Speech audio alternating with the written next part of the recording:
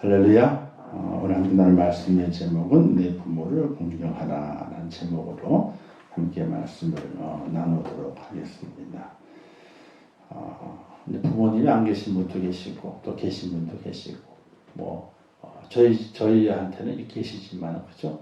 그런데 이거를 우리가 말씀을 나누면서 자녀들에 대한 올바른 교육도 필요하고 그리고 지나온 시간 속에서 우리 부모님을 생각을 하고 또 그리고 잘못한 것을 회개하는 마음도 간직하고 그리고 교회라고 하는 것이 효도하지 말라고 하는 것이 아니라 교회만큼 효도를 강조한 종교가 없다. 이걸 우리가 함께 생각을 하면서 이 땅의 사람들이 교회를 공격하게 될 때에 교회는 부모에게 효도를 하지 않는다. 이런 이야기들이 이제 공공연하게 이제 비판의 모습으로 들려질 때가 있게 되는데 그때 우리가 어떻게 하나님의 말씀을 가지고 교회가 기독교가 어떻게 부모에 대해서 말하고 있는지 이걸 이야기해 줄 수 있는 그런 말씀으로 함께 나누면 좋을 것 같습니다. 내 부모를 공경하라. 그렇죠. 부모를 공경해야 되지요. 그래서 예수 하나님께서는 십계명 주시게 될 때에 첫 번째 계명부터 네 번째 계명까지는 하나님과 관련된 계명이죠. 우리가 말씀을 배웠는데 나 외에 다른 신을 두지 말라. 첫 번째 계명이고 둘째는 너를 위해서 우상을 만들지 말라. 그죠? 하늘에 있는 것이나 땅에 있는 것이나 땅 아래에 있는 것이나 우상을 만들지 말라. 그리고 제3계명의 3계명에서는 여호와 이름을 망령되이 끌지 마라. 하나님의 이름을 아무 의미 없이 가벼이 여겨서 하나님의 이름을 욕되게 하지 마라. 이런 말씀으로. 네 번째는 이제 안식일을 거룩히 지켜라. 안식일과 이제 교회 주일의 개념을 연결시켜서 오늘 이 시대에는 주일을 거룩히 지킬 수 있는 부활의 은혜를 말미암아 구원을 완성해 주신 그 주일날 우리가 구원을 얻기 위해서 주일을 지키는 것이 아니라 구원을 주신 하나님의 은혜 그리고 우리의 죄를 구속해 우리 대신 속량해 주신 예수님의 그 사랑 그것을 바라보면서 그분 하나님 앞에 감사하며 드리는 것이 바로 예배다. 그러니까 주일날 예배를 드려야만이 구원받는다. 그건 아닙니다. 주일날 예배를 드려야만이 구원받는다. 그건 아니에요.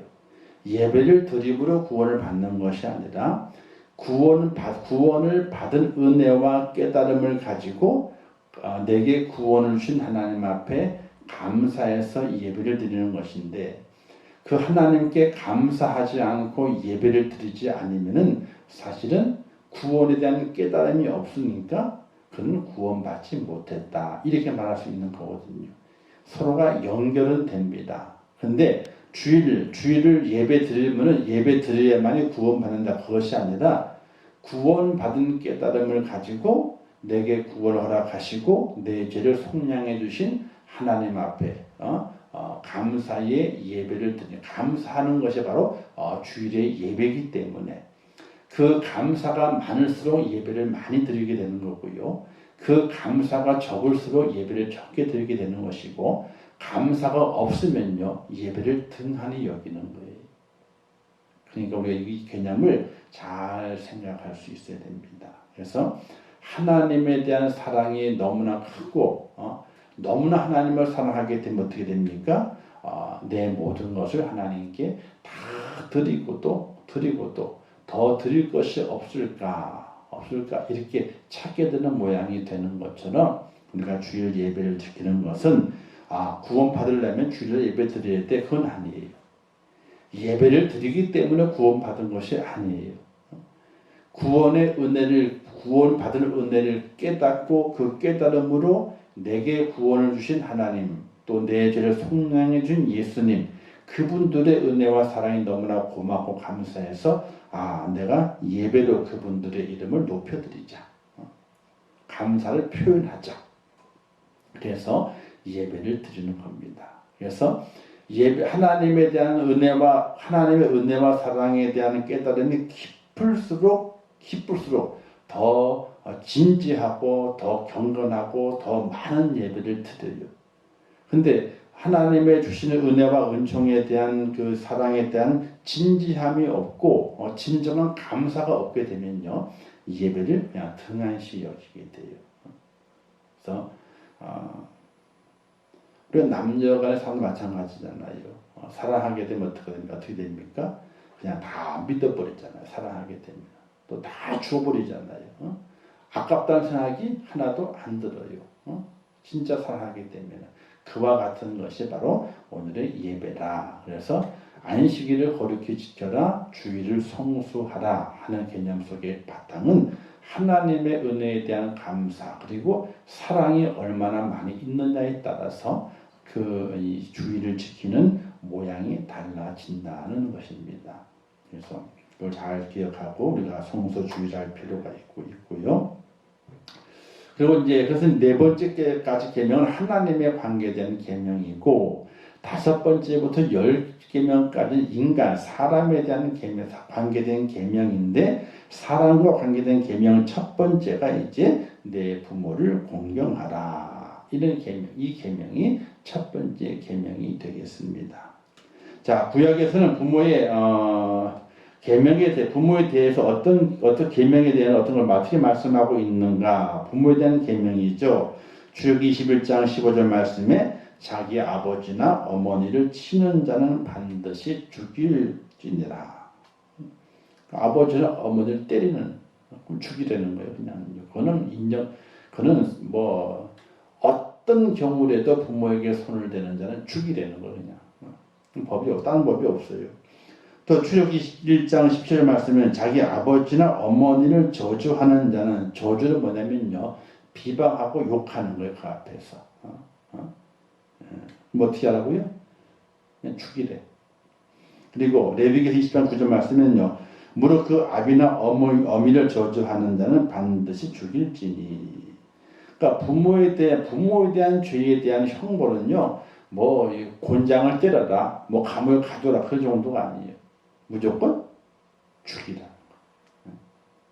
그러니까 하나님께서 부모에 대해서 자녀가 어떻게 해야 할 것인가, 잘못했을 때는 분명하게 부모에 대해 잘못했을 때는 그 벌이 엄청난 거예요. 여하를 물러나고 그냥 죽이는 겁니다. 구약의 법이. 그리고 잠언 23장 22절 말씀에서는요, 내 부모를 즐겁게 난 어미를 기쁘게 하라. 부모를 즐겁게 하고, 특별히 낳은 어미, 나를 낳은 어머니는 더욱더 기쁘게 하는 그런 하나님의 사람이 되어야 한다. 그래서 성경을 잘 배우게 되면요, 잘 배우고 은혜를 잘 깨닫게 되면은 효도를 안 할 수가 없어요. 그런데 잘못 깨닫게 되면요, 효도를 안 해요. 자, 신약 성경에서 이제 부모에 대한 부모에 대해 어떻게 계명하고 있느냐? 에베소 6장 1절 2절 말씀에서는요, 자녀들아 너희 부모를 주 안에 순종하라. 이것이 옳으니라. 내 아버지와 어머니를 공경하라. 이거 약속이 있는 계명이니. 자, 순종하고 공경할 것을 말하게 됩니다. 하나님의 계명이다. 그죠? 골로새서는요, 자녀들아 모든 일에 부모에게 순종하라. 이는 주 안에서 기쁘게 하는 것이니라. 부모를 기쁘게 하는 것은 순종하게 될 때에. 또 디모데전서 5장 4절 말씀에 어떤 과부에게 자녀나 손자가 있거든 저희로 먼저 자기 집에서 효를 행하여 부모에게 보답하기를 배우게 하라. 이것이 하나님 받으실 만한 것이니라. 그래서 효도하는 것을 어떻게 배우게 하라는 거예요. 부모에게 효도하는 것을 배우게 해라. 그러니까 과부에게 자녀나 손자가 있거든 저희도 먼저 자기 집에서 효도하는 것을 배우게 해라. 그러니까 우리나라도 옛날에는 집에 가정교육이 있었습니다. 그렇죠? 서당에서 공부는 하지만은 집에서 이제 아버지가 가르치고 어머니가 가르쳤어요. 아들은 아버지가 가르치고 딸은 어머니가 가르쳤습니다. 그 가르침에 가장 중요한 것이 무엇인가? 세상 물정을 아는 것이 중요한 것이 아니라 부모에게 어떻게 해야 되는 것인가를 가르칩니다. 근데 그 가르침이 말로만 가르침이 아니라 솔선수범해서 몸으로 보여주게 됩니다. 왜? 대가족이잖아요. 그죠? 할아버지, 할머니 있고, 부모님이 계시고, 자녀가 있고, 더 있으면 어떻게 돼요? 증조 할머니, 할아버지가 있고, 근데 더 있잖아요. 그죠?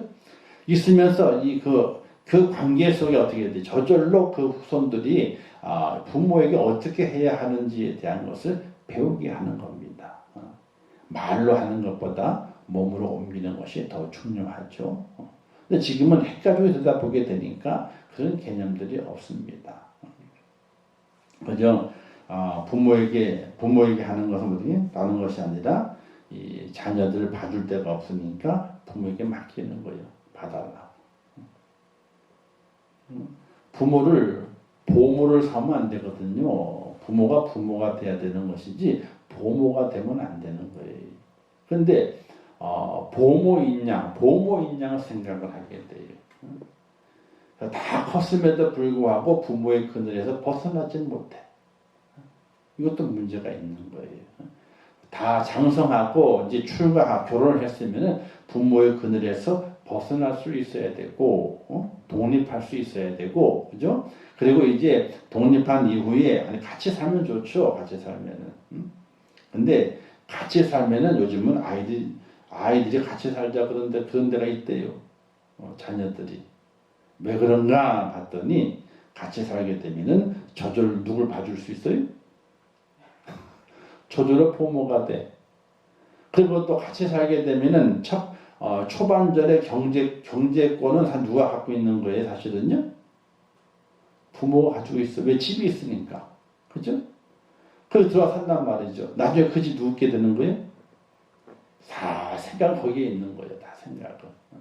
정말 부모와 함께 살면서 삶의 교훈을 배우고, 그다음에 아이들에게 효도도 가르치고, 뭐 여러 가지 이 가족이 함께 어우러지는 핵가족이 아니라 대가족의 유익한 점이 있는데 그 속에서 정말 이 부모를 보모시키는 것이 아니라 재산에 대한 부분이 아니라 정말 아름다운 인간을 만들기 위해서 가족의 교육이 중요하다. 이런 개념 가운데 하면 좋은데 그렇지가 않다는 거예요. 그래서 요즘은 옛날에는 그 자녀들이 부모님이 함께 살자 그럴까봐 겁냈다 그러잖아요. 지금은요. 부모가 겁낸데 같이 살자 그럴까봐. 왜? 꼼짝없이 부모가 되거든. 왜? 부모님은 직장 안 나가잖아. 집에 있잖아요. 거기요. 그죠? 거기 집에 있고 아이들은 직장을 맞벌이 나간단 말이죠.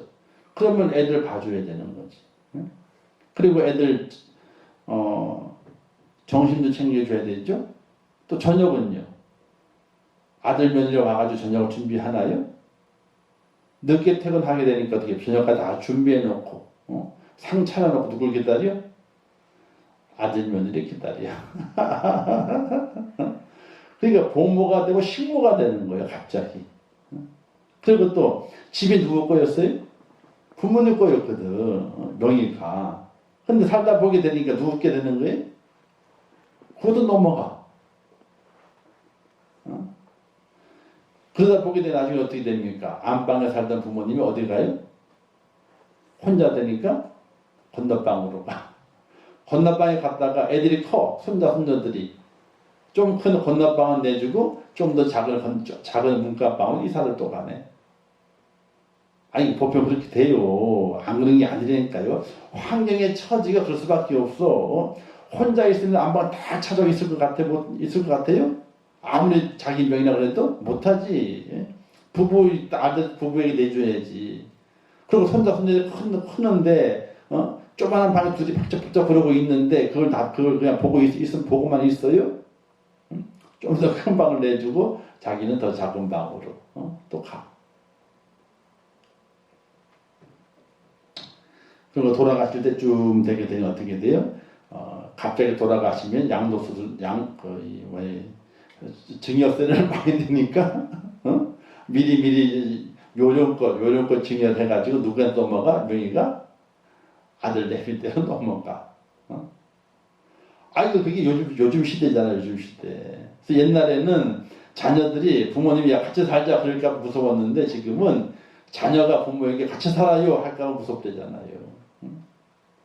자, 어떻게 그런 시대가 됐어요 이게. 효도라고 하는 것이 아무것도 없고 부모 공경이 없는 시대가 되고 말았어요. 자, 근데 우리의 가정 안에서 효도를 가르쳐야 돼요. 가르쳐야 돼. 근데 그게 쉽지가 않아. 쉽지가 않아. 왜? 효도를 아무리 가르치려고 그래도 내가 먼저 효도한 게 있어야 되거든. 효도한 게 없기 때문에 본을 보여준 것이 없기 때문에 효도 가르치는 게 부담스럽게 돼요. 그래도 하나님의 말씀을 가르치면서 효도를 가르치는 것이 옳다. 내 때는 잘 못했지만 그 다음 때는 좀 더 잘할 수 있도록 그렇게. 근데 그것도 어렵죠. 어쨌든 성경은 강력하게 말하기를 부모에게 잘못하게 되면 기본적으로 어떻게 하라? 죽여라. 죽여라는 거예요. 우리가 안 죽이면 하나님이 죽이시니까 알아서 하세요. 죽여라 그랬어. 그래서 기독교는 정말로 효도를 중요시 여기는 종교라. 기독교는. 그렇게 우리가 자부심을 가져도 괜찮아요. 근데 이제 예수 믿는 성도들이 그렇게 좀 자부심을 가지는 만한 그 효도를 하지 못하기 때문에 너나 잘하세요. 너나 잘하세요. 이런 소리를 듣고 있으니까 힘이 없게 되는 것이지 우리 기독교인들이 정말 효도를 잘하게 되면은 많은 사람들이 본을 받게 되어 있다는 겁니다. 자, 그런데 자연의 순리 이 뭐냐면 온 자연 만물을 보게 되면 있잖아요. 새끼들이 장성하면 독립하는 것이고 늙고 무력해지면 외롭게 그 죽음을 받아들이는 것이 자연이에요. 나무도 그래요. 나무도 자랐어. 옆에 새끼가 새끼가 나잖아요. 그럼 어느새 보면 그 나무 고목은 다 속이 썩어가. 그죠? 그리고 거름이 돼. 누구의 거름이 돼요? 자연적으로 그냥 그 옆에 있는 나무에 거름이 되고 말아. 힘이 없이 늙어져 가버리고 말아요. 옆에 있는 작은 낙에 새로 싹이 나는 그 나무가 그 늙어 고목이 되는 그 나무 썩어 문드러지는 그 나무를 어떻게 보호해 주는 것이 아니, 돌봐주는 것이 아니에요. 그냥 그 거름을 어떻게 도로 자기 양분을 삼아가지고 자라요. 이렇게 모든 동물 세계도 마찬가지예요. 아버지가 그 어느 한 동물의 물이 우두머리였습니다. 힘 있는 우두머리였어요. 근데 어느새 아들이 힘이 세가지고 그 아버지의 자리를 차지해 버리고 말았어. 그죠? 그럼 그 아버지는 어떻게 할까요? 동물의 세계에서 아버지는 그 무리에서 떠나가야 돼. 호랑이나 사자나 호랑이는 이제 무리생활을 하질 않아요. 호랑이들은. 근데 사자는 무리끼리 생활한단 말이에요. 무리가 져가지고 그 사자 중에 그 우두머리가 있거든요. 그 우두머리가 공격을 당해요. 누구한테? 이제 내려가다 보게 되면 형제들한테 공격을 당하든지 아니면 자기 그 낳을 새끼가 장성해서 이제 그 어른이 돼. 그 어른이 된 자기 자식이 이상하네. 자기 새끼에게 공격을 당해요. 힘이 없잖아. 그럼 물러나야 되는 우두머리. 우두를 물러나게 되면은 그 왕이 그 우두머리가 되는 새끼, 그러니까 그 사자가 물러나게 된 아버지 우두머리, 먼저 우두머리가 아버지 우두머리 그 사자를 돌보느냐? 아니요. 무리에서 쫓아내버리고 말아요. 그래서 그 길거리 헤매다가 다른 것들에 공격을 당해서 죽어. 돌보는 게 아니에요. 그러니까 자연의 이치는 모든 게 그렇습니다. 아버지 나무가 있고 새끼 나무가 있을 때 그 새끼 나무가 자라면서 아버지 나무를 돌보느냐? 그렇지 않아요. 아버지 나무는 날이 갈수록 군형이 뻥 뚫리고 벌레 먹고 썩어가지고 문드러져서 허물어 쓰러져 버려요. 쓰러지면 그 나무가 그 땅에 양분을 줘가지고 옆에 있는 자식나무가 자라. 또 사자나 이런 무리를 짓는 모든 것들이 우두머리에서 물러나게 되면은 그 무리의 보호를 받는 것이 아니야. 힘이 없으니까 연약하니까 우리가 보호해 줘야 되겠다. 이런 개념이 없어요. 도리어 그 무리를 떠나가야 돼. 그래서 어쩌면 이제 고려 땅과 같은 그 풍습이 가장 자연적인 방식일지 모른다. 이런 얘기도 있긴 있어요. 하지만 하나님의 가르침은 인간의 존엄을 지키기 위해서는 부모를 공경하라. 이렇게 가르치고 있다는 겁니다. 사람은 동물이지만요. 동물이 아니에요. 사람을 동물로 얘기하잖아요. 그죠? 근데 사람은 동물이라고 말하지만 동물이 아니에요. 그러니까 동물이 가지고 있는 자연적인 이 순리, 그 순리를 따라가는 것이 아니라 인간의 존엄, 인간이 얼마나 우월하고 얼마나 존귀한 자인가를 지키기 위해서는요, 부모를 공경하는 것을 잘 가르치고 그것이 잘 나타나게 될 때에 인간의 존엄함이 드러나게 되는 거예요. 그래서 모든 사람들이 인간의 존엄함을 지키기 위해서는 부모를 공경해야 된다. 내가 사람이지 내가 동물이 아니다. 이걸 증명하는 방법은 다른 것에 있는 것이 아니라 부모를 공경하는 데가 있다. 이걸 우리가 깊이 있게 깨달아 가야 됩니다. 그래서 부모 공경은요, 인간만이 가지고 있는 법입니다. 인간 단순히 동물들처럼 생존하는 게 목적이 아니라 사랑하며 사는 것이 목적이고 인간의 존엄성을 지키며 사는 것이 중요하다. 그래서 사랑하며 사는 것이 목적이기 때문에 이 동물들처럼 그렇게 생존하기 위해 살아가는 것이 아니라는 거예요. 그래서 인간의 존엄을 지켜라. 그것이 부모 공경이다. 자, 옛날에 부모가 죽으면요, 3년상을 치렀다 그러잖아요. 3년상을. 그렇죠? 근데 3년상을 다 치른 건 아니고, 이제 어느 정도 재력이 있고 또 어느 살만한 집에서는 3년상을 치렀습니다. 그래서 부모가 있는 그 묘 곁에 묘지기, 그죠? 집을 지어놓고 거기서 3년상을 치렀습니다. 왜 3년상을 치렀는가? 이유가 있다릅니다. 처음 태어나서 자기 손으로 숟가락을 들고 밥을 먹기까지는 약 3년이 걸린대. 아이고, 사람은 3년이나 걸려. 송아지는 한 3-4시간이면 일어서가지고 지 어미저 빠로. 일어서가지고 누워있는 게 아니에요. 어리갈 네 발 들고 어리갈 피우는 것이 아니라 3-4시간이면 있잖아. 일어나가지고 돌아다녀. 그리고 지 어미 찾아가가지고 젖꼭지 불고 빤대니까요.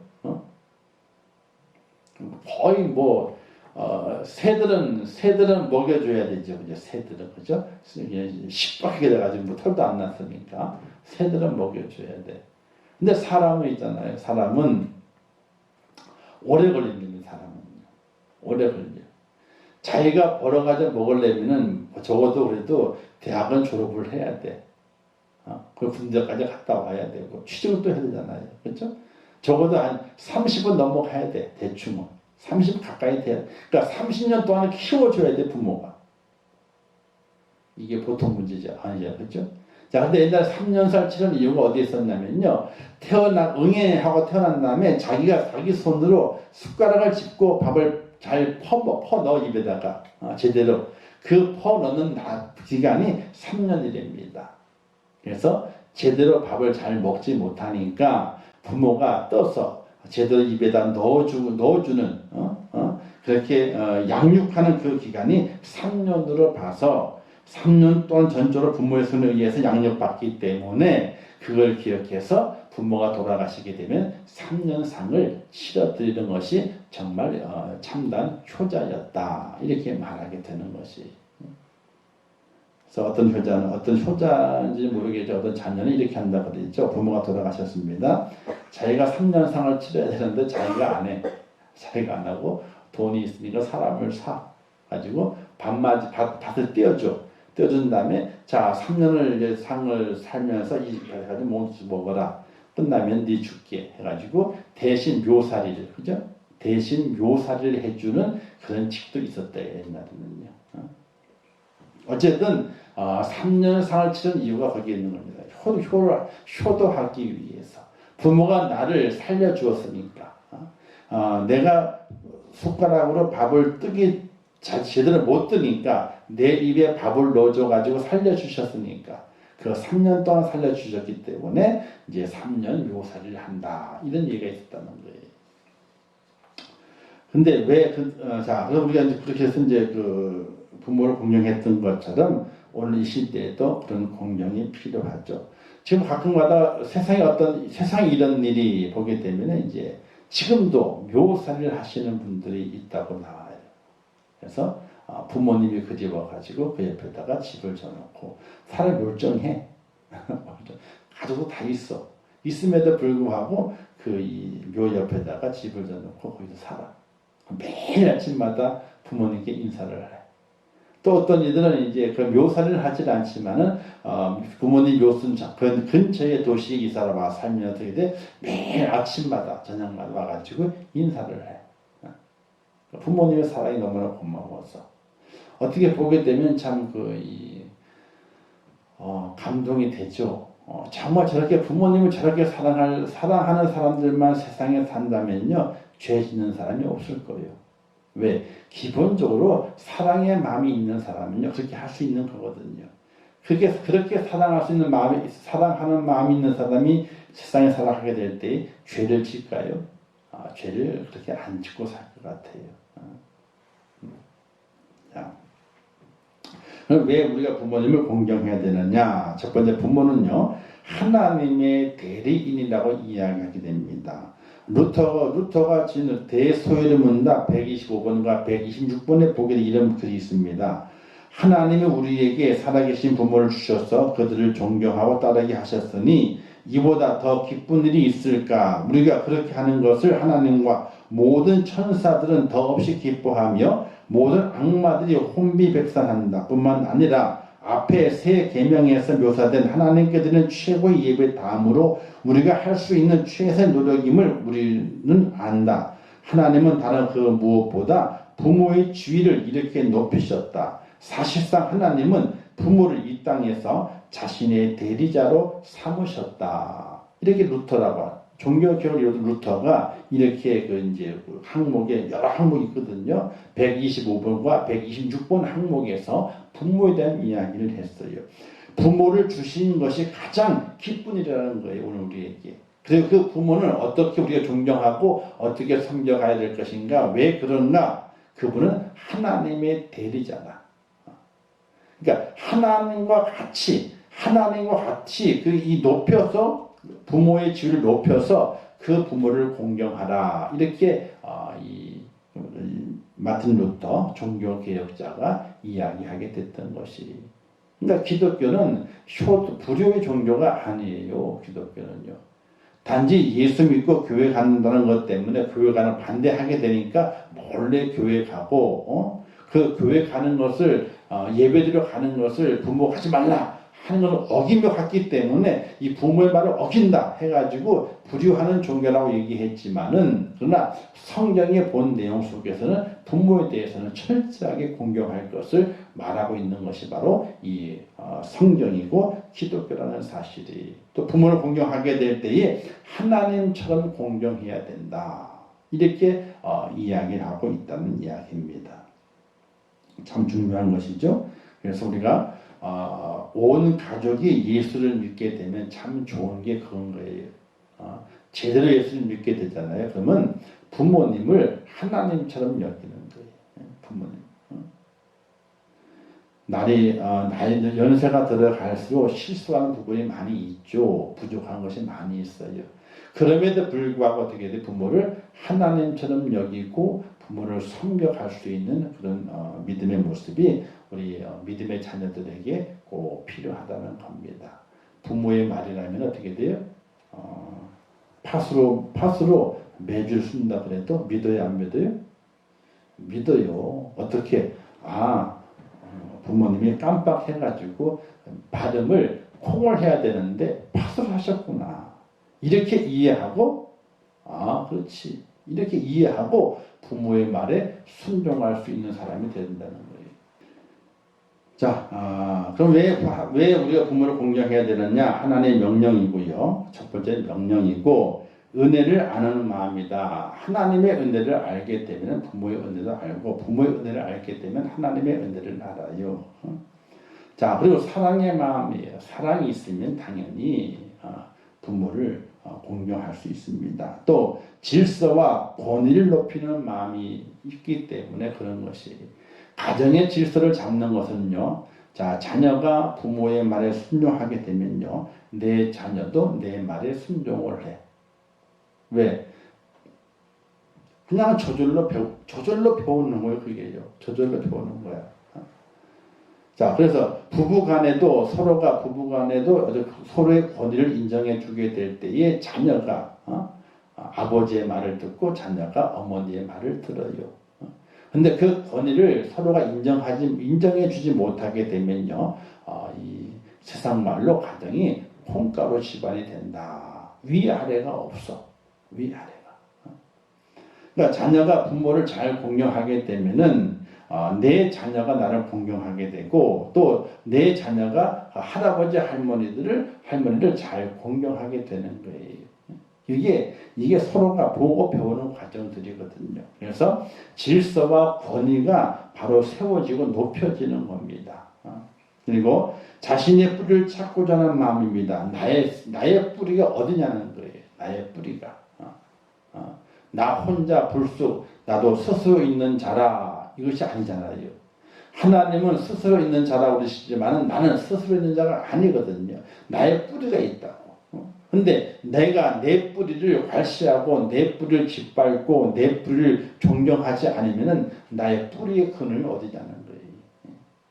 그러니까 그것도 우리 생각해 보게 되면 우리가 그렇지 부모를 공경해야 되지 하는 마음이 생기게 돼요. 마지막으로는 가장 중요한 것은요.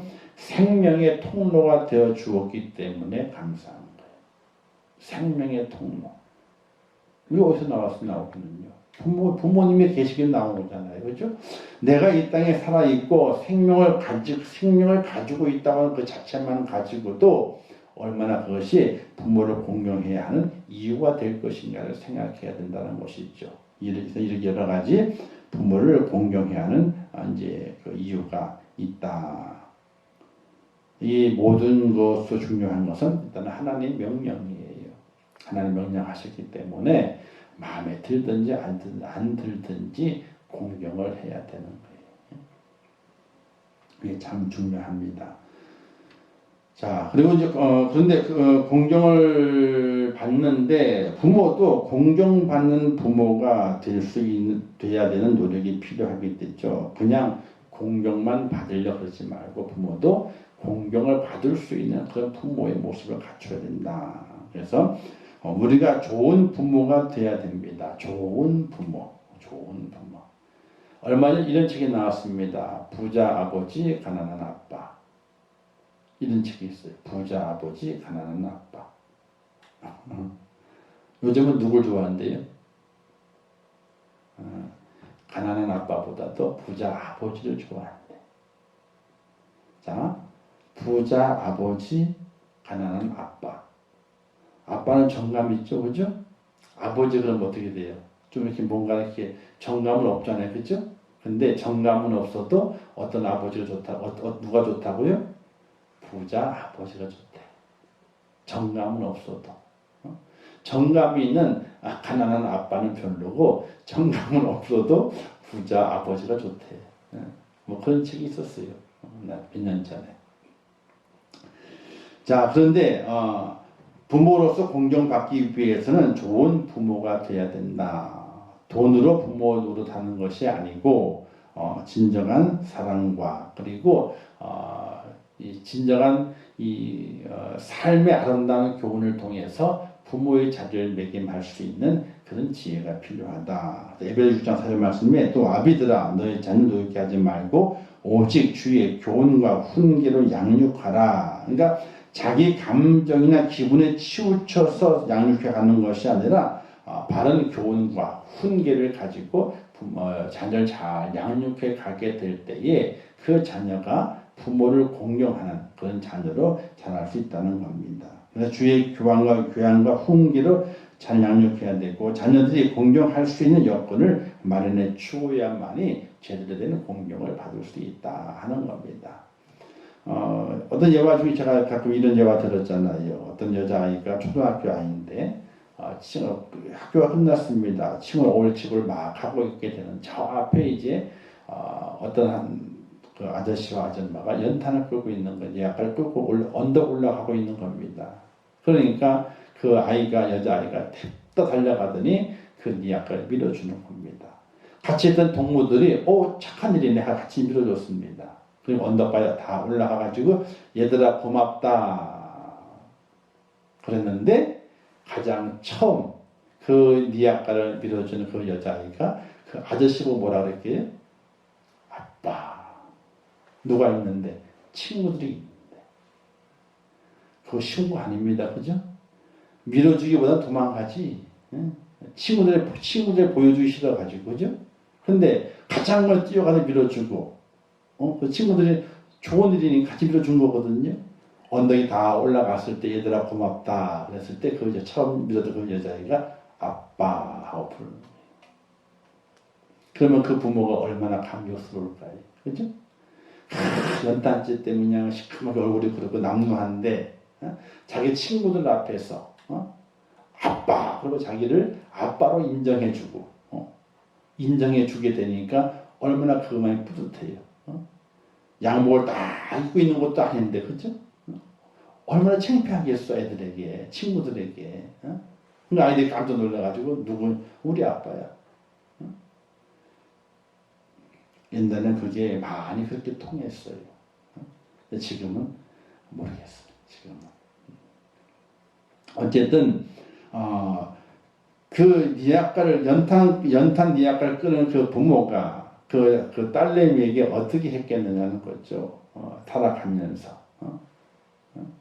자, 그러니까 공경을 받을 수 있는 부모의 모습을 우리가 잘 갖추고 그 공경받는 것은 돈 때문에 공경받는 것이 아니고 어떤 사회적인 지위 때문에 공경받는 것이 절대로 아니라는 것이 그것보다도 더 고차원적인 사랑과 그리고 인격을 다루는 교훈과 훈계를 통해서 부모가 되고 자녀는 효도하는 자녀가 되고 그런 관계를 만들어갈 수 있어야 된다는 겁니다. 자, 부모를 공경하게 되면 하나님이 축복하신다 그러게 되는데 이게 딱 두 가지입니다. 에베소 6장 3절 말씀에 그런데 내가 잘되고 땅에서 장수하리라. 잘되리라 형통한다는 겁니다. 그리고 장수하리라 생명의 때가 길다 이걸 말씀하게 돼요. 그래서 부모에게 잘해야 된다는 겁니다. 잘해야 되는 거예요. 자, 주시는 교훈. 자, 부모를 공경하는 자녀가 되고 공경받을 만한 부모가 되자. 그죠?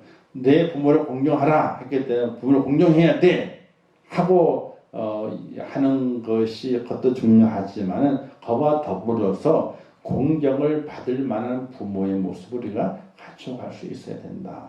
그래서 두 개가 잘 어우러져야 돼요. 어느 한쪽도 손해보면 안 돼. 손해보면 어떻게 돼? 삐딱 손을 타게 돼요. 효도가 안 나오고 불효가 나올 수 있습니다. 자, 부모 공경은 눈에 보이지 않는 하나님을 공경하는 것 같은 것임을 알아서 하나님을 공경하듯이 하라. 하나님의 대리자다. 왜 하나님의 대리자냐? 하나님이 생명의 주관자잖아요. 그렇죠? 근데 그 생명의 주관하신 그 하나님께서 어떻게 이 땅에 생명을 보내시게 되느냐? 부모를 통해서 생명을 보내시는 거예요. 그래서 하나님의 대리자이기 때문에 하나님을 공경하듯이 부모를 공경하는 자녀가 되어야 된다. 그러면 그 자녀를 누가 축복하시게 되는 거예요? 하나님이 축복을 하게 되는 거예요. 부모 공경은 하나님을 공경하듯이 부모를 공경해야 된다. 자, 그럼 뭐가 있다? 그럼 복이 있으리라. 온 사회도 복이 되고 가정도 복이 되고 우리의 삶에 복이 됩니다. 그래서 부모를 공경하고 또 연장자를 우대하게 될 때에 거기에 이 하나님의 은혜가 있고 하나님의 복이 있습니다. 그걸 기억하면서 우리가 믿음의 삶을 잘 감당해서 내 부모를 잘 공경해 갈 수 있는 그런 은혜가 있으시기를 주님의 이름으로 축원합니다. 기도하겠습니다. 좋으신 아버지 하나님 은혜를 감사합니다. 오늘도 귀한 말씀 주셨습니다. 잘 깨닫게 하시고 주 안에 세워지는 저희가 되게 하시고 또 부모를 잘 공경해서 정말 효도하는 교회, 효도하는 기독교, 효도함으로 인정받는 하나님의 사람이 될 수 있도록 인도하여 주시옵소서. 예수님의 이름으로 기도하옵나이다. 아멘. 기도하겠습니다. 하늘에 계신 우리 아버지여, 이름이 거룩히 여김을 받으시오며 나라에 임하옵시오며 뜻이 하늘에서 이룬 것 같이 땅에서도 이루어지이다. 오늘날 우리에게 일용할 양식을 주옵시고 우리가 우리에게 죄 지은 자를 사하여 준 것 같이 우리 죄를 사하여 주옵시고 우리를 시험에 들게 하지 마옵시고 다만 악에서 구하옵소서. 대개 나라와 권세와 영광이 아버지께 영원히 쌓옵나이다. 아멘.